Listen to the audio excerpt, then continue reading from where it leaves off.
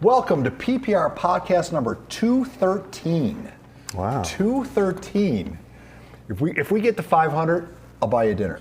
Thanks. But man, speaking of buying dinners, this young man has already got that 5th star. He's like a high-end restaurant. He's got the 5th Michelin star.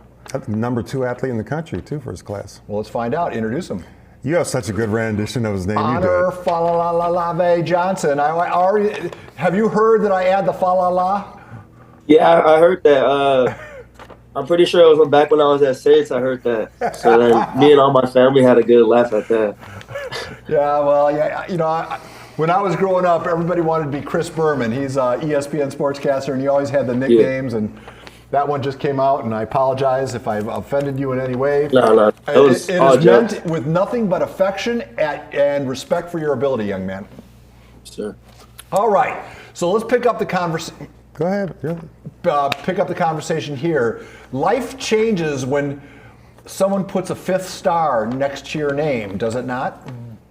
Yeah, it does. It definitely does a little bit, but.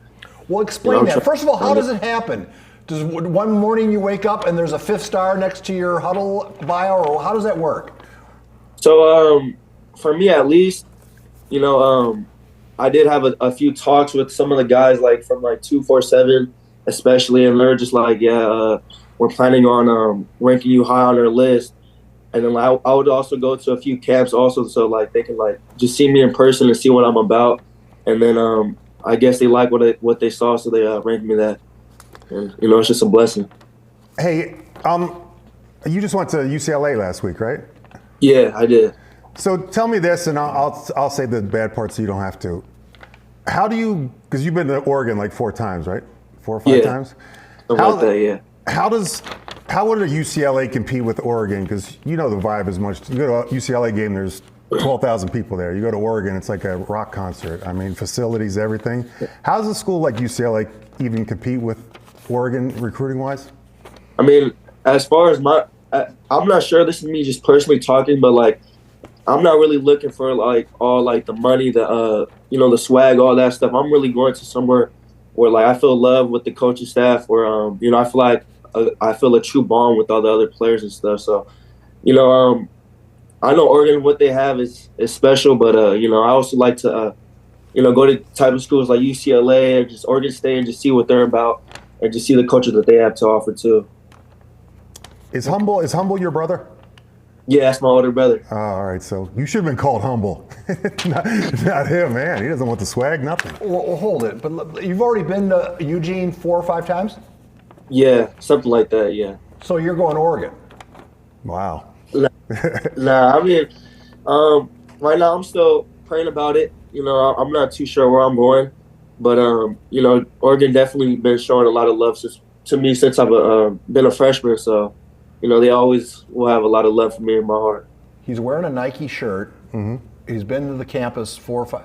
Well, it's like this. If you go on a date with a girl 5 times, you're taking her to prom, right? Yeah. You're not going with the girl you want to date 1 time with. Right. All right. So, I mean, I don't mean, I didn't know. So, like, when you go there, are you going for visits or camps, or what are you doing there? So the first time I went, it was for a camp, but then, like, that's when I was, like, really talking to the coaches, and they were just like, yeah, if you do good in our camp, you know, we'll offer you and stuff. And then once they see me in the camp, I did pretty good, and then they offered me on the spot. And ever since then, it's just been, like, it's been love, all the way around. It's been good. It's definitely been real good over there. Hey, you're a little Travis Hunter-ish, so you play both ways. Yeah. What do you see yourself playing in college, or which one's your favorite? You like defense or offense better? You know, I get that question a lot. You know, I enjoy both. But, you know, as far as the second level goes, if I could play both, I would. I definitely would. But, you know, I feel like I'm more marketable at you know, safety and corner. So I think I'm going to try to go for defense at the next level. Yeah, running back in the next level takes a beating. I don't know if you can go both ways on that one. Yeah, so I want to just go back to this because about the 5-star deal. What were you 5 stars? We didn't have stars back then. But you would have been 5-star. You had over 50 D1 offers, so you would have been a 5-star guy, right? Yeah, I would have been 5. But you said 50? Yeah, this dude. I think I like 80 actually. Actually, Honor, You add up his track and football together, he's got over 100. That was a dual athlete, Honor. Over 100 D1 offers. Think about that, Honor. No Yeah, one's. that's crazy. I mean, who's the most we've ever had here? Was it 40 from the kid from Mission Hills, or who's had? We've had a couple 40 kids, right? Yeah, but back then everybody, like now, certain schools won't even try to recruit you because they know they can't. Back then, everybody would try. You just get a letter in the mail. Yeah, so you have all those letters somewhere. I do. You know what? I was cleaning my garage. I had a telegram from Bruce Arians congratulating me on making like All-State. That's how old it is. It was a telegram. Wow. Well, all right. So I'm interested in this. So please walk me through it. I don't live in your world of huddle and all that, all those recruiting 24/7, all that. I see them, but I don't know how it works. Is there a conversation with you as an athlete? Like everybody on the team knows how many stars are next to their name, right? Yeah. You're very aware of that. But when you get an extra, do they ever take a star away? I don't think so, no. So whenever when did the 5th star show up on your resume? So I'm not gonna lie, like when they first dropped the rankings, I don't think any 27s were allowed to have that 5th star, and then like out of nowhere, because I don't check my stuff all the time, but then like I have a lot of little cousins and stuff that be they be trying to search it up and everything, so they're really the ones who told me. So I checked it out and I was like, damn, that's lucky, kind of crazy, just because it's something that like I was, as a kid, that's like something you really dream about, and then like once it really came true, I was just like, damn, that's a blessing. So did you? Let me just follow. That's got to. I mean, how many 5-star guys are there in the country? Less than 100? Less than 1,000? I'd say less than 25, probably. Dude, I mean, and you're a junior. I'm a sophomore right now, but I'm running my junior year. Say again? He's a sophomore. I'm a sophomore right now. But you're going to be a junior. Yeah. All right. So I'm sorry. I'm looking ahead to fall. Yeah, we are.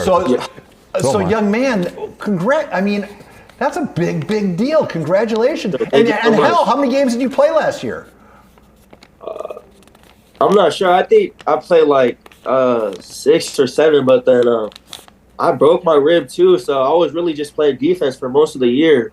And then I believe it was like first or second round of playoffs where like my coach was like, yeah, you can finally go back on offense. And I was really trying to convince them, like, they're just like, put me out there, coach. I'm ready to go. Like, my rib, it feels healed.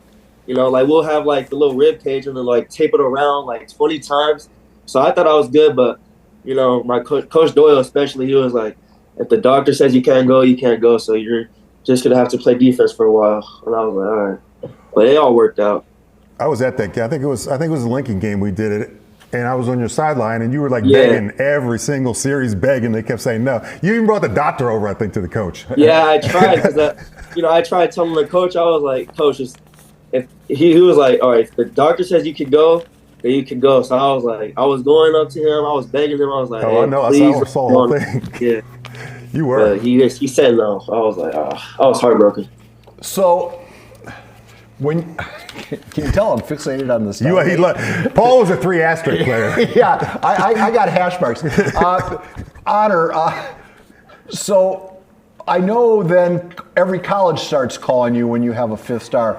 How about other high schools, like up in the LA area when there's a couple Dons that somehow found their way to Jay Sarah, is it? Jay Sarah. Help me out with the great linebacker. We talk, real good kid. Matty Framo? Yeah. So, do other high schools start calling about your availability?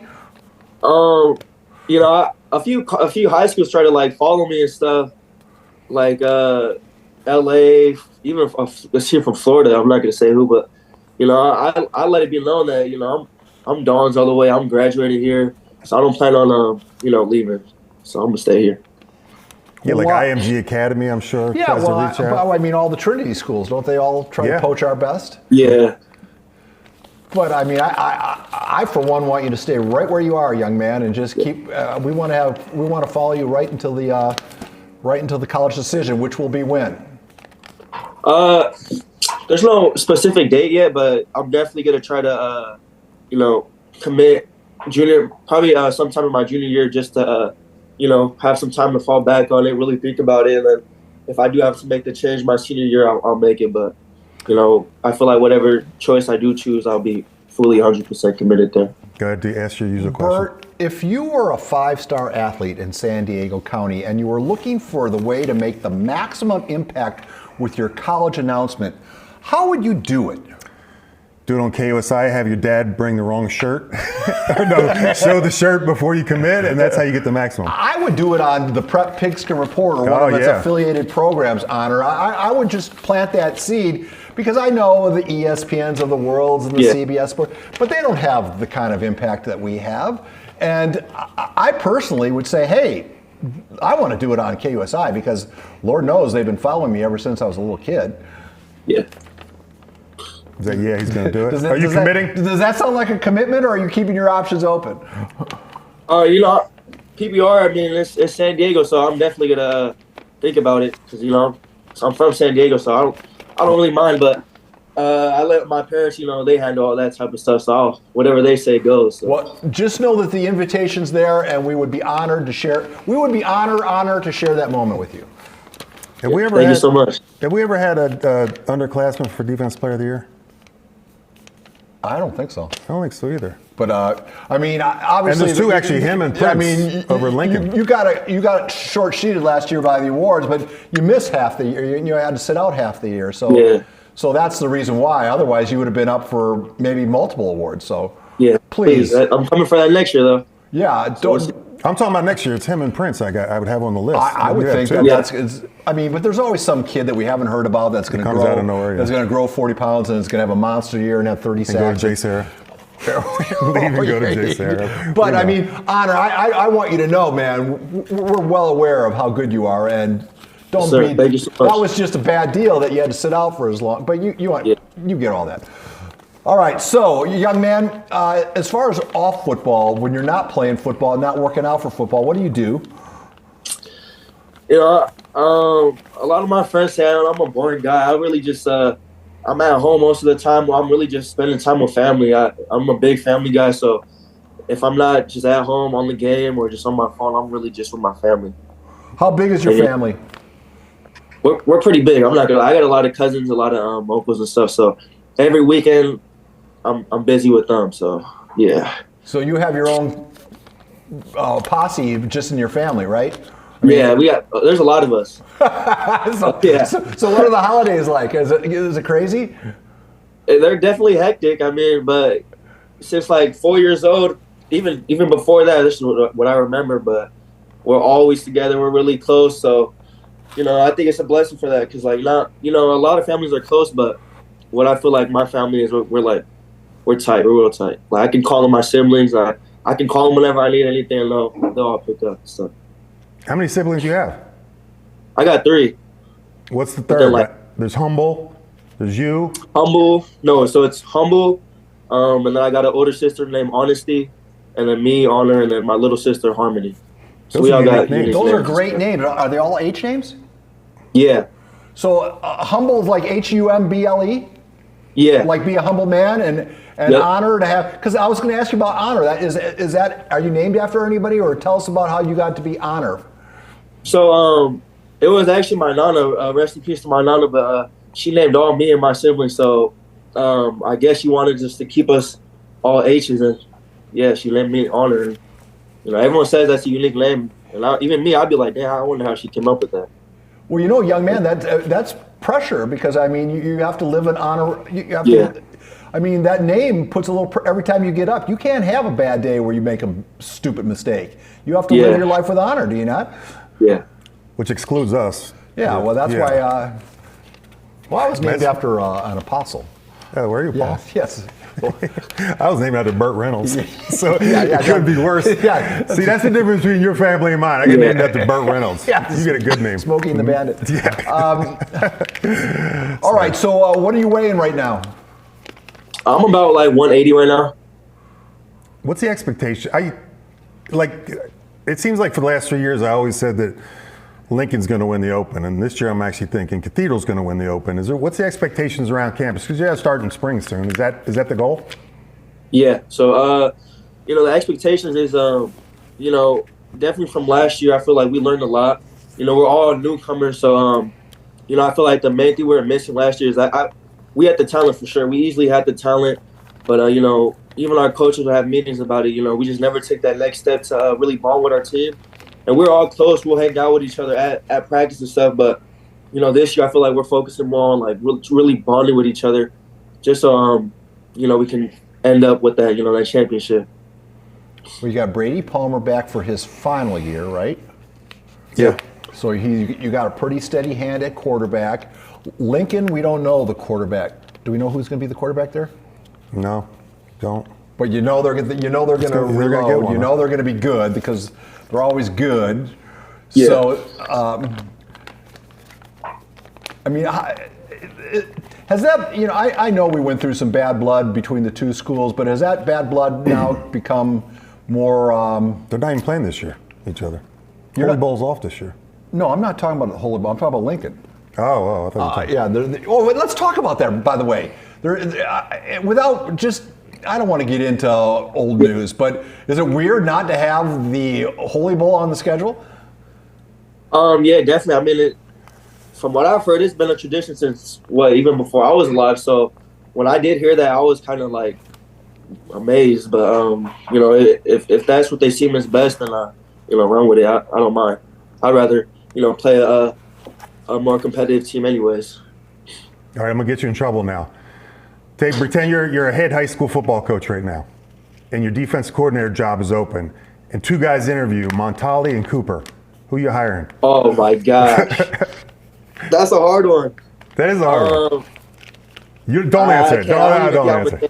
Oh, I want to hear what he has to say. Well, all right, what are the similarities and what are the differences between the two? You know, with Montali, I feel like, you know, he's more, I don't know how to describe him, but I love him as a coach because he's more old school with his stuff too. And what he says, it gets done. But I feel like also Coach Coop, he's more new with his playing style, and he knows how to adjust well. But, you know, with Montali, I also feel like just playing under him, it's taught me a lot. It's taught me to be a leader, and just how he depends on me to guard like some of the guys' best receivers. So, yeah, they both have played a big factor in you know, my playing style, but I couldn't give an answer. Definitely I can't. Coach Coop was the defense coordinator at St. Augustine, Saints. and now he's at San Diego. San Diego High. San Diego High. Has he been in the podcast? I don't think he has. How's that possible? We're gonna book him next week. We're You going guys did a great year. It would be interesting to see who his best defensive player he's ever coached. Uh-huh. I'm sure this young man's name will come up, right? And he was only a freshman that season. The one season he had him, he was a true freshman. Well. Where'd you play youth football at? I played with them, SD Boats. Oh, did you? Oh, so he's your coach there too. So he knows him well. Oh, okay. Yeah, that's my guy. I live like down the block from him too, so I'd be over there all the time too, just hanging out with him. Hey, football's fun, obviously. You wouldn't be playing it if it wasn't. And being a five-star guy, you're getting recruited by everybody. Is the process of being recruited, is that fun? Yeah, definitely. I mean, it's definitely been a blessing, you know, just talking to all these new schools and stuff. And then it's really just like, I can't express it enough. Like, it's something I've been dreaming since like I was a kid. I started playing football since I was 4, so just being recruited by like the schools you would watch on TV, it's like, damn, it's just like, it's a surreal moment. Just everything just feels so crazy. Do some schools do it better than others, in your opinion? I know you only have a limited, you know, you only have yourself to talk about, but are you impressed by how some schools approach you as opposed to others where, like, oh, you know, they're dialed in and these people are not as organized or not as in tune with what I want to talk about? Are some schools just better recruiters than others? Yeah, definitely. Definitely. And tell me, what do you look for in that? Are you looking for somebody who, I don't know, knows all about you, has done their homework? What are you looking for in a recruiter? In a recruiter, I'm looking for, you know, definitely someone that I can feel like, definitely for a coach, speaking just someone that I can bond with. You know, I don't want to go somewhere where I feel like it's like a job constantly. I would rather go to somewhere where the coach, you know, he feels like kind of like my uncle, like just like a cool guy to talk to. But when it's time to get down to business, it's time to get down. But then, like, yeah, I'd also want him to know a little bit about me. I don't want to just say I'm on campus and like I'm just like another guy. Like I would want to feel that love from whatever school I'm at. How many When you go to take us through a normal day or a normal weekend when you go visit a school, what do they have you do? Is it a whole day planned? Is it the night planned? Is it just a few hours? So I'll say Oregon for example. So I was blessed to go there for their junior day, so I was only one of the only sophomores to go. But then like they usually have like a whole like agenda what you're gonna do. So we usually get there in the morning, eat breakfast, and then they'll take us on a little tour, and then after that we'll do like position meetings or like we'll meet up with like the defensive coordinator and have a meeting with him, and then after that we'll go eat lunch, and then what else did we do? We went to lunch, and then we had like a little NIL meeting, so that was really cool to see. Ooh. And then after that, we just had like a little downtime. I went back to the hotel, hung out, and then we went to dinner that day, and then just called it a day. So yeah, they usually have like a organized schedule, but yeah. NIL meeting. Yeah, well, that's okay. So we get into the crass part of the conversation. Do you even have to go to school anymore to stay? I mean, aren't you more or less just an employee of the school? And if you choose to go to school, you can. But I mean, do you need to keep grade? Back in the day, you had to be a 2.0 to play, right? Yeah, and a certain amount of credits for a certain amount of credits to stay eligible at the collegiate game. Are all those rules out the window now? Are you saying as far as high school? No, I'm talking about college. Oh, I'm not sure. I have no idea. High school, you still have to be a 2.0, right? Yeah. You still got to be up there, yeah. Or higher. Or higher. I better listen, be higher. I just want to know what the. You're just saying art. I just want to know what the bare minimum was, and I got to try to get 1 point higher. 2.1. I put it on my Twitter if I had Twitter. 2.1, 5-star, 2.1 GPA. I don't even, we didn't have VCR. We had VCR highlights then, didn't we? Yeah. Like the black and white. Yeah. No. But you didn't have highlights. I didn't. Yeah, I didn't. You had it. All right, young man. So speak to the young kids out there who are watching this that want to be you. What do you say to them? Keep working hard. Keep God first. I feel like with God, anything's possible. So definitely just listen to your parents and just keep working. I feel like everything's possible if you put your mind to it, and that if you really want it to come true, if you just you'll make it happen.